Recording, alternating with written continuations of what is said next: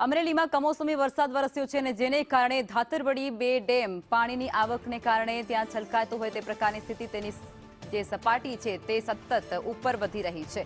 રાજુલામાં 24 કલાકમાં 9 ઇંચ જેટલો વરસાદ નોંધાઈ ચૂક્યો છે।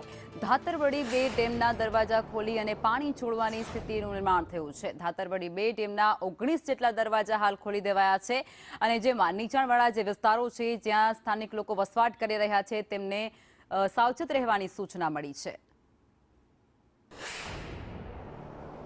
હવામાન ખાતાની આગાહીના પગલે અમરેલી જિલ્લામાં ખૂબ જ વરસાદ વરસી રહ્યો છે। રાજુલા શહેરમાં છેલ્લા 24 કલાકથી અતિ ભારે વરસાદ વરસી રહ્યો છે અને ચોમાસા જેવો માહોલ જોવા મળી રહ્યો છે।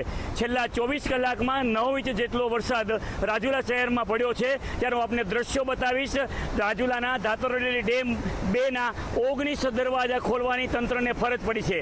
દરવાજા ખોલવામાં આવતા આજુબાજુના તમામ વિસ્તારોને એલર્ટ કરવામાં આવ્યા છે અને હાલમાં જાણવા મળતી માહિતી મુજબ રાજુલા તાલુકાનું કાકબાઈ ગામ પણ સંપર્ક વિહોણું બન્યું હોવાનું જાણવા મળી રહ્યું છે। હાલ તંત્ર દ્વારા ચારે બાજુ સાવચેતીના પગલાં લેવામાં આવી રહ્યા છે। યોગેશ કાનાબાર, સંદેશ ન્યૂઝ, રાજુલા।